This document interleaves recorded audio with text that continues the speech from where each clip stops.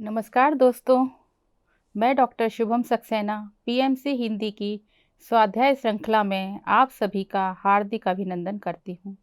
दोस्तों, आज मैं आपके सामने पुनः उपस्थित हूँ ऑटोबायोग्राफी ऑफ अ योगी भाग 3 लेकर।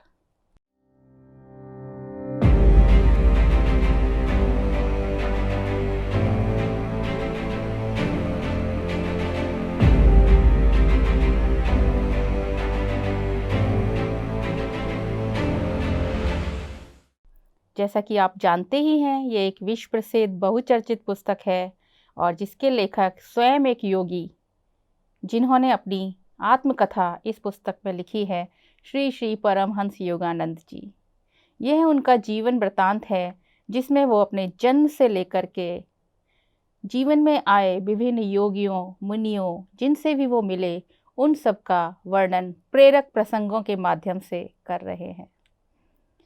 भाग 2 में हमने देखा था कि उन्हें उनके गुरु श्री युक्तेश्वर जी मिल चुके थे और वो युक्तेश्वर जी के आश्रम में शिक्षा ले रहे थे। उन्हें सन्यासी की उपाधि भी मिल चुकी थी और स्वामी पद भी मिल चुका था और गुरु के मार्गदर्शन में उन्होंने योगदा विद्यालय की स्थापना की। योगदा विद्यालय प्रकृति के रमणीय वातावरण में बहुत ही सुंदर विद्यालय था, जिसमें खेती भी की जाती थी, पशु भी पाले हुए थे और विज्ञान, गणित, साहित्य, योग की शिक्षाएं भी दी जाती थी। योगदा विद्यालय की तुलना श्री रविन्द्रनाथ टैगोर के विद्यालयों से भी की जाने लगी थी। इसी उपलक्ष्य में स्वामी परमहंस योगानंद जी रविन्द्रनाथ टैगोर से मिलने भी गए थे और ऐसे करते करते 17 से 2020 तक योगदा विद्यालय की स्थापना भी की जा चुकी थी। और योगदा विद्यालय की स्थापना में एक दिन वो बैठे हुए थे ध्यान में, और ध्यान में बैठे हुए उन्होंने देखा कि पाश्चात्य जगत के लोग उनके ध्यान में आ रहे थे, उनकी ओर बड़ी आतुर दृष्टि से देख रहे थे। उन्हें अपना लक्ष्य याद आ गया। उन्हें समझ आ गया कि अब मुझे पश्चिम में जाना ही पड़ेगा, जो श्री युक्तेश्वर जी ने और श्री महाअवतार बाबा जी ने उनके लिए सोचा हुआ था। वो उठे और भारी मन से 2 घंटों के अंदर ही उन्होंने उचित हाथों में सारा संगठन का भार दे करके अपने गुरु श्री युक्तेश्वर जी से मिलने चल पड़े। गुरु जी के आश्रम में गुरु जी से मिलकर उन्होंने सारी बात बताई और ध्यान में आई हुई बातें भी बताई। युक्तेश्वर जी ने कहा कि अभी नहीं तो कभी नहीं, यही लक्ष्य तो बाबा जी ने तुम्हारे लिए निर्धारित किया है। उन्होंने मुझे तुम्हें इसीलिए तैयार करने के लिए बोला था। तुम्हें जाना ही पड़ेगा। वो तैयार हो जाते हैं। फिर वो अपने पिताजी के पास जाते हैं। पिताजी को बहुत ही धक्का लगता है कि मेरा बेटा इतनी दूर चला जाएगा, पता नहीं मैं उससे मिल पाऊंगा कि नहीं मिल पाऊंगा। पर फिर उन्हें समझ में आता है कि कितने महान उद्देश्य के लिए मेरा बेटा पश्चिम जा रहा है, और वो एक बहुत बड़ी धनराशि का चेक मुकुंद जी को देते हैं। वो कहते हैं, ये बड़ी धनराशि का चेक ही जब मैं अमेरिका में था तो मेरे बहुत काम आया। पिताजी से भी मिल जाता है, गुरु जी से भी उन्हें आश्वासन मिल जाता है।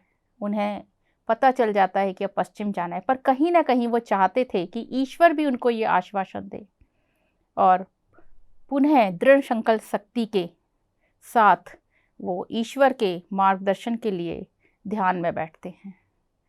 भोर से बैठे बैठे दोपहर हो जाती है, उनका सिर चकराने लगता है और वो ये सोच रहे होते हैं कि अब मैंने एक बार भी और प्रयास किया तो मेरा सिर फट जाएगा। तभी दरवाजे पर दस्तक होती है। दरवाज़ा खोलते हैं तो एक युवक सन्यासी वेश में अंदर आता है और बोलता है, ईश्वर ने तुम्हारी प्रार्थनाएं स्वीकार कर ली हैं और उन्होंने ये आदेश दिया है कि तुम्हें अमेरिका जाना है और वहाँ तुम्हारा पूर्ण संरक्षण किया जाएगा। मैं उसी आदेश की पूर्ति के लिए यहाँ आया हूँ। पर योगानंद जी उस युवक को देखकर सोच रहे होते हैं कि इसकी शक्ल लाहड़ी माशे से मिलती है, ये कहीं बाबा जी तो नहीं। और वो उनके मनोभावों को समझ जाते हैं और बोलते हैं, हाँ मैं ही बाबा जी हूँ, मैंने ही तुम्हें चुना था पश्चिम में जाने के लिए और तुम्हारा पूर्ण संरक्षण किया जाएगा। वो बाबा जी के चरण छू लेते हैं और बाबा जी उन्हें स्नेह से गले लगाते हैं और एक नई प्राण शक्ति उनमें भर के आशीर्वाद दे के जाते हैं। कौन है ये बाबा जी? भारत के महाअवतार बाबा जी। पूरा एक प्रकरण इस पुस्तक में बाबा जी के लिए दिया गया है। इस पुस्तक के माध्यम से ही विश्व को पता चला कि महाअवतार बाबा जी जो अभी भी हैं और कार्यरत हैं। उत्तराखंड के हिमालय के पर्वत आज भी महाअवतार बाबा जी के चरणों से पावन हैं। महाअवतार बाबा जी उत्तराखंड में ही कार्यरत हैं, वहीं पर दिखाई भी देते हैं और लाहड़ी माशे को उन्होंने दीक्षा दी थी। उन्हें अमर गुरु कहा गया है। लाहड़ी माशे के शिष्यों ने उन्हें शिव बाबा, भोले बाबा, बाबा जी के नाम से कहना शुरू किया। बाबा जी की आध्यात्मिक उन्नति के बारे में पता लगाना मनुष्य के बस की बात नहीं है और बाबा जी अमर हैं, अमर देहधारी, मृत्युंजय हैं। मृत्यु पर उन्होंने विजय प्राप्त कर ली है और बाबा जी को भोजन या किसी अन्य आहार की ज़रूरत नहीं है। ऐसे हैं महाअवतार बाबा जी, जिसका इस पुस्तक में वर्णन किया गया है। बाबा जी की पश्चिम में बहुत रुचि है। वो चाहते हैं कि भारत की आध्यात्मिकता पश्चिम तक पहुँचे और पश्चिम की भौतिकता भारत स्वीकार करे और दोनों में जो परम तत्व है, एक तत्व है, उससे समरूपता ला करके विश्व का कल्याण हो। ऐसे ही परमहंस जी पूछते हैं युक्तेश्वर जी से, गुरु जी आप कभी बाबा जी से मिले हैं क्या? उन्होंने बोला, हाँ 3 बार मिला हूँ। बताते हैं कि पहली बार जब मैं कुंभ के मेले में जा रहा था और मैं देख रहा था भीड़ भाड़ में सन्यासियों को कि यहाँ कोई सच्चा सन्यासी है नहीं। मैं सोच ही रहा था कि पीछे से किसी ने बोला, बाबा जी तुम्हें बुला रहे हैं। मैंने पूछा, कौन बाबा जी? उसने बोला कि खुद ही जाके देख लो। मैं चला गया, देखा पेड़ के नीचे एक युवक बैठा हुआ है। जब मैं वहाँ पहुँचा तो उन्होंने कहा, आइए स्वामी जी आइए, और मुझे हृदय से लगाया।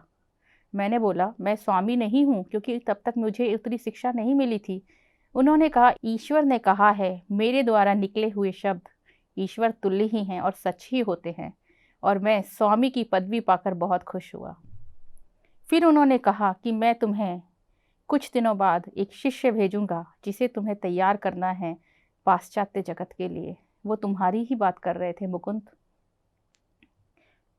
आगे उन्होंने कहा, पाश्चात्य जगत में उनकी बहुत रुचि है। वो इस बात से भी प्रकट हो जाता है कि आपको पूर्व और पश्चिम का ज्ञान है गुरुजी। आप एक पुस्तक क्यों नहीं लिखते पूर्व और पश्चिम के अच्छी विशेषताओं को लेते हुए धार्मिक समानताओं के ऊपर? मैंने मन में थोड़ा संशय किया, क्या मैं लिख पाऊँगा?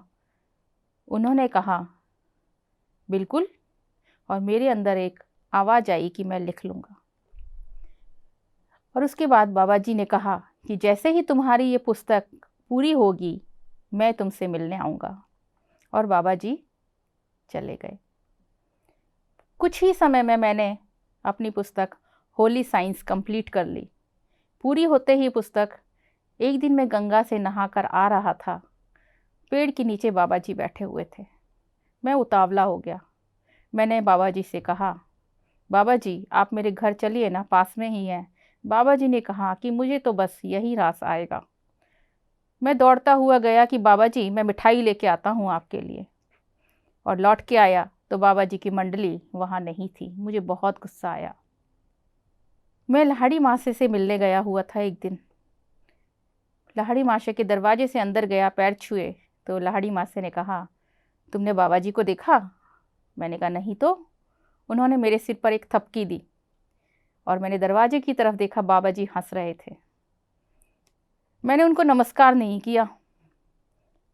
लाहड़ी मासे ने मुझे देखा, बाबा जी बोले, ये मुझसे नाराज़ है। मैंने तुमसे कहा था कि मैं तुमसे मिलने आऊँगा, अब मैं कब मिलने आऊँगा, कितने समय तक रुकूंगा, ये तो मैंने कोई वादा नहीं किया था ना। और तुम उस समय इतने उतावले हो रहे थे। मुझे अपनी गलती समझ आई, युक्तेश्वर जी ने बोला। और मैंने उनके चरण छुए। उन्होंने मुझे गले लगाया और प्यार से बोले, ध्यान बढ़ाओ युक्तेश्वर, ध्यान बढ़ाओ। ये मेरी उनसे और लाहिड़ी माशे से अंतिम मुलाकात थी। तो इस तरीके के इस पुस्तक में लाहिड़ी माशे के शिष्यों के बहुत सारे प्रसंग हैं, जिसमें वो अपने अपने अनुभवों को बताते हैं कि बाबा जी से वो कब मिले और कैसे मिले। और ये पुस्तक ही ऐसा माध्यम बनी जिसके द्वारा विश्व ने जाना कि महाअवतार बाबा जी भी हैं। महाअवतार बाबा जी को ईश्वर ने एक अनूठा कार्य दिया है पृथ्वी पर, जिसे वो पूर्ण कर रहे हैं। और पृथ्वी पर अवतार सदृश जो भी लोग हैं, उनके कार्यों में भी महाअवतार बाबा जी मदद करते हैं। इसीलिए उन्हें महाअवतार बाबा जी कहा जाता है, मृत्युंजय बाबा जी कहा जाता है। तो बाबा जी के आशीर्वाद से परमहंस योगानंद जी पश्चिम की तरफ चल पड़े। वो कहते हैं, बहुत ही आश्चर्यजनक तरीके से मेरा वीज़ा और अमेरिका गमन के सारे कार्य पूर्ण हो गए। और 1920 में अंतर्राष्ट्रीय उदारवादी धार्मिक सम्मेलन में मैंने भारत का प्रतिनिधित्व करना स्वीकार किया। और वहाँ जाकर जो मैंने संबोधन किया, उसको बहुत ही सराहना मिली।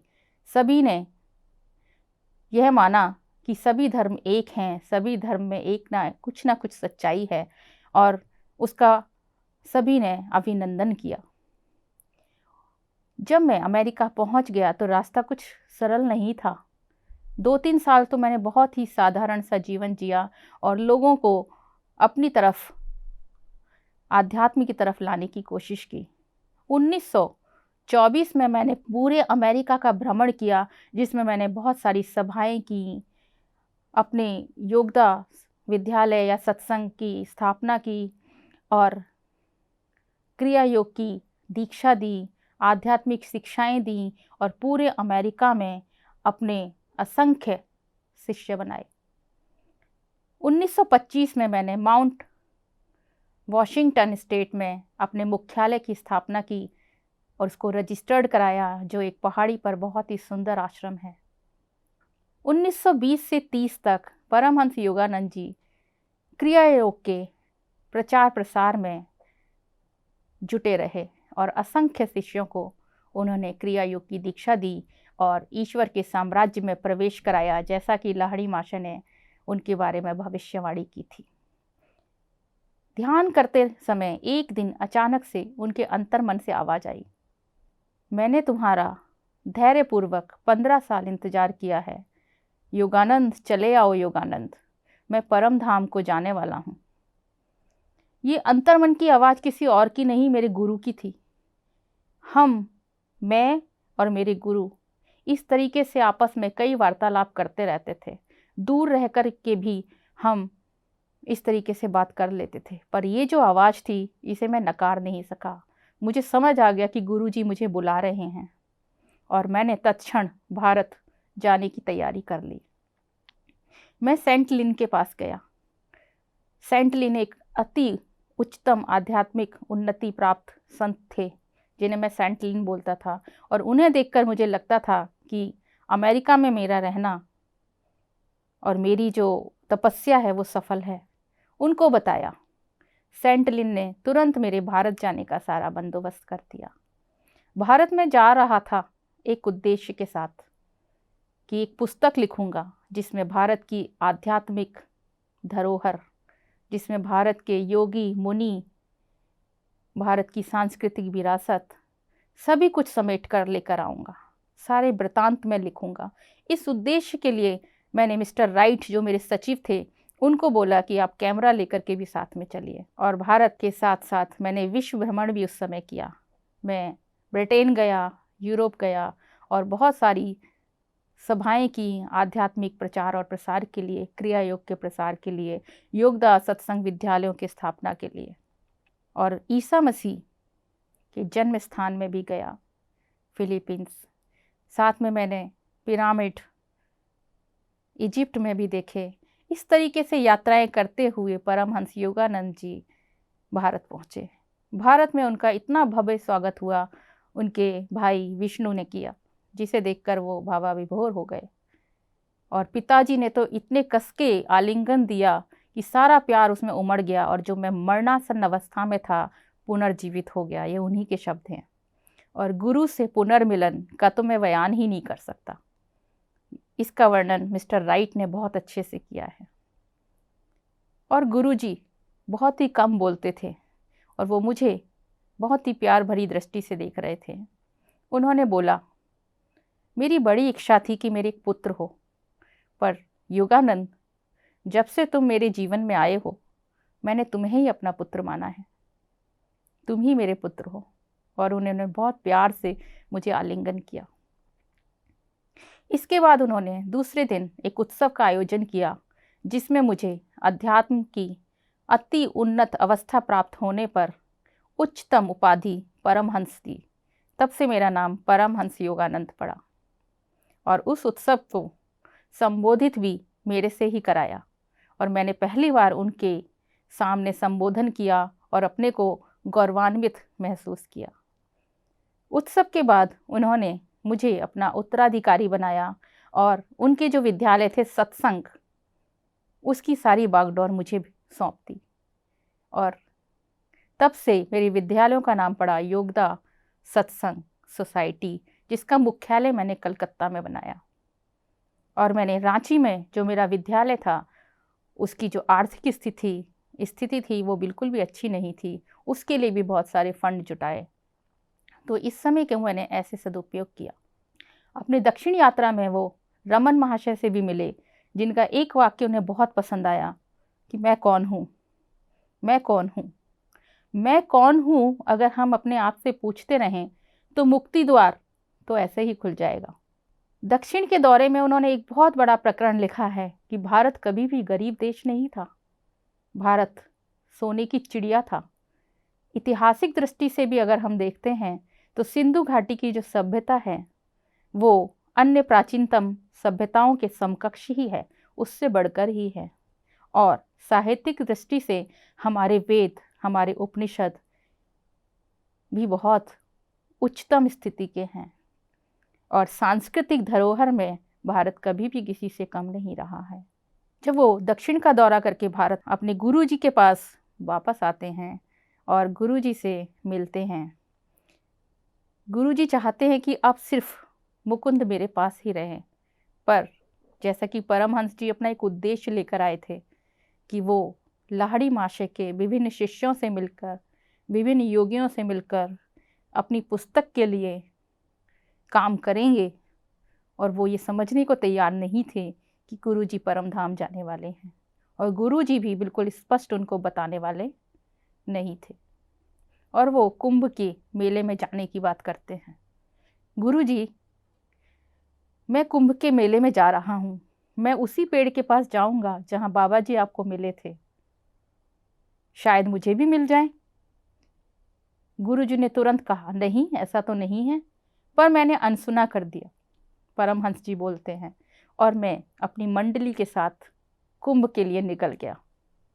और गुरुजी मायूस होके सोफे, जो उनका तख्त था, उस पर बैठे और बोले, अब मुझे किसी और तरीके से, किसी और संकेत के माध्यम से योगानंद को बताना पड़ेगा कि मैं जा रहा हूँ। योगानंद जी कुंभ के मेले में जाते हैं, बहुत से योगियों से मिलते हैं, बहुत सा प्रकरण इकट्ठे करते हैं, प्रसंगों के माध्यम से वो बता भी रहे हैं इस पुस्तक में। और लौट के जब आते हैं तो गुरुजी श्री रामपुर आश्रम में नहीं थे। गुरुजी पूरी आश्रम में जा चुके थे, जो वहाँ से 300 किलोमीटर था। और अंदर ही अंदर बहुत आतुर थे परमहंस योगानंद जी कि गुरुजी यहाँ नहीं हैं, कुछ तो गलत हो रहा है। उनकी अंतरात्मा बोल रही थी। वो पूरी की गाड़ी पकड़ ही रहे होते हैं कि अंतरात्मा की आवाज़ आती है, आज तुम नहीं जाओ, आज तुम्हारी कोई भी प्रार्थना स्वीकार नहीं की जाएगी। वो अंतरात्मा की बात को सुनते हैं और उसको समझाते हैं कि जब भी मैं ईश्वर से प्रार्थना करता हूँ, ईश्वर उसे सुनता है। शायद ईश्वर ही नहीं चाहता कि मेरी प्रार्थनाओं से उसकी जो योजना है उसमें कोई बंधन आए, रुकावट आए। इसलिए वो ईश्वर की बात का वो सम्मान करते हैं और नहीं चढ़ते ट्रेन में। दूसरे दिन वो ट्रेन पकड़ते हैं। युक्तेश्वर जी उनके सामने आ जाते हैं। उनके दोनों कंधों पर प्रकाश होता है। युक्तेश्वर जी उनको देख रहे होते हैं। योगानंद जी पूछते हैं क्या हो गया? युक्तेश्वर जी सिर हिलाते हैं और गायब हो जाते हैं। ट्रेन से उतरते हैं, वैसे ही एक आदमी आता है और उनको बोलता है क्या पता है तुम्हारे गुरुजी नहीं रहे? योगानंद जी कहते हैं कि गुरुजी ने हर संभव कोशिश की मुझे बताने की कि मैं परमधाम जाने वाला हूँ, मुझे ही समझ नहीं आ रहा था। और पूरी आश्रम में जाकर के जब वो देखते हैं गुरुजी इस दुनिया में नहीं रहते, बहुत व्याकुल होते हैं, बहुत परेशान होते हैं और उनके समाधि वगैरह बना करके बहुत ही भारी हृदय से वापस आते हैं। वो कहते हैं कि मैं इतना दुखी था, इतना परेशान था कि मेरा किसी भी कार्य में अब मन नहीं लग रहा था।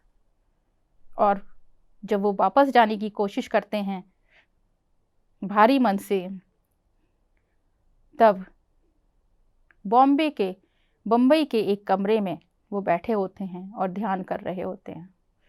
मन बहुत भारी है और अचानक से एक प्रकाश प्रकट होता है। वो देखते हैं गुरुजी उनके सामने खड़े हैं, जिसको देख करके वो उनको कस के पकड़ लेते हैं। गुरुजी बोलते हैं बेटा देखो मेरा पुनरुत्थान हो चुका है हिरण्यलोक में, सूक्ष्म जगत है वो, मैंने मृत्यु पर विजय प्राप्त कर ली है। योगानंद बहुत खुश होते हैं और उनको कस के पकड़ लेते हैं और बोलते हैं गुरुजी आप मुझे और बताइए ना उस लोक के बारे में।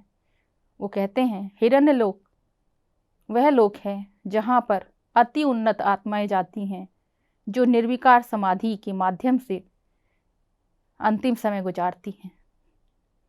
और हिरण्यलोक में मुझे ये दायित्व दिया गया है कि मैं वहाँ की आत्माओं को कर्म बंधन से मुक्त कराऊं और पृथ्वी पर भटकी हुई आत्मा को सही मार्ग दिखाऊं। परमहंस योगानंद जी को ये बोलते हैं कि तुम विश्व को बताओ कि मृत्यु एक छल है, द्वैत है, माया है और कुछ भी नहीं है। पृथ्वी ईश्वर का एक सपना है, एक कल्पना है जिसमें मनुष्य आता है, कर्म बंधन में रहता है, द्वैत में रहता है और फंसा रहता है। मृत्यु पर विजय प्राप्त कर आत्मा अनंत है, चलती रहती है। परमहंस योगानंद जी कहते हैं मैं गुरुजी की बात को बहुत ध्यान से सुन रहा था और उनकी हर बात मेरी जो चेतना है उसमें रिकॉर्ड हो रही थी। वो कहते हैं गुरुजी मुझे कुछ और भी बताइए ना। वो बताते हैं कि 3 जगत हैं, भौतिक जगत, भौतिक शरीर, सूक्ष्म जगत, सूक्ष्म शरीर, कारण जगत, कारण शरीर। मनुष्य की आत्मा जब तक कर्म के बंधनों में रहेगी, इच्छाओं से भरी रहेगी, इन तीनों जगत में फंसी रहती है। भौतिक जगत में जब मृत्यु होती है मनुष्य सूक्ष्म जगत में जाता है। अगर वो अति उन्नत आध्यात्मिक अवस्था में है, निर्विकार समाधि के माध्यम से जाता है, तो वो हिरण्य जगत में जा सकता है या स्वर्ग जगत जिसे कारण जगत कहते हैं वहाँ भी जा सकता है। पर मनुष्य अपने कर्म बंधन में, द्वैत में ऐसे फंसा रहता है कि वो सूक्ष्म जगत और भौतिक जगत के बीच में घूमता रहता है। सूक्ष्म जगत बहुत ही सुंदर है, बहुत सारे सूक्ष्म जगत हैं जिसमें दिन भी होता है, रात भी होती है, नदियाँ भी हैं, समुद्र भी है, वहाँ के सौरमंडल भी हैं, सूर्य भी है, चंद्रमा भी है। वहाँ के दिन रात बहुत बड़े हैं। वहाँ के मनुष्य की जो उम्र है वो 500 से 1000 वर्ष तक हो सकती है। और अगर वो कर्म बंधन से नहीं छूटना चाहता, इच्छाएं अगर समाप्त नहीं करना चाहता, तो और भी अधिक हो सकती है। कारण जगत एक तरीके का स्वर्ग लोक है, उससे उच्चतम अवस्था है। कारण जगत के लोग ईश्वर में लीन रहते हैं, उनके पास सिर्फ इच्छा होती है। एक भी इच्छा अगर बाकी रह जाती है तो मनुष्य कारण जगत में ही रहता है। और जब तक वो पूरी तरह इच्छा रहित नहीं हो जाता तब तक कारण जगत से वो उसकी आत्मा मुक्त नहीं होती। और जैसे ही इच्छा रहित हुआ, पूर्ण ज्ञान आया, मनुष्य की आत्मा मुक्त हो जाती है और परम तत्व में विलीन हो जाती है। इच्छा ही है जो मनुष्य को बांध के रखती है और सहस्त्रों वर्ष तक आत्मा की यात्रा चलती रहती है। आगे युक्तेश्वर गिरि जी कहते हैं कि इस इच्छा को जिसने खत्म किया वही मोक्ष मार्ग पहुंचा, वही परम तत्व में विलीन हुआ, वही ज्ञान को पाने में सफल हुआ। और वो कहते हैं कि ये जो मैंने तुम्हें ज्ञान दिया है ये विश्व तक पहुंचा दो, सबको बता दो कि मृत्यु एक छल है, द्वैत है, इसके आगे आत्मा अनंत है और परम तत्व में जाना है। तो दोस्तों, इस शिक्षा के माध्यम से हम इतनी बड़ी सच्चाई को जान पाए और ऑटोबायोग्राफी ऑफ अ योगी ने इसको बहुत अच्छे से समझाया है कि आत्मा की यात्रा कैसे चलती है और हम उससे कैसे मुक्त हो सकते हैं, कैसे परम ब्रह्म तक पहुंच सकते हैं। आज के लिए इतना ही। हम फिर मिलेंगे ऑटोबायोग्राफी ऑफ अ योगी भाग 4 में। तब तक के लिए आप स्वाध्याय करते रहिए और पीएमसी हिंदी के साथ जुड़े रहिए। मैं आपका बहुत आभार व्यक्त करती हूँ कि आपने मुझे अंत तक सुना। धन्यवाद।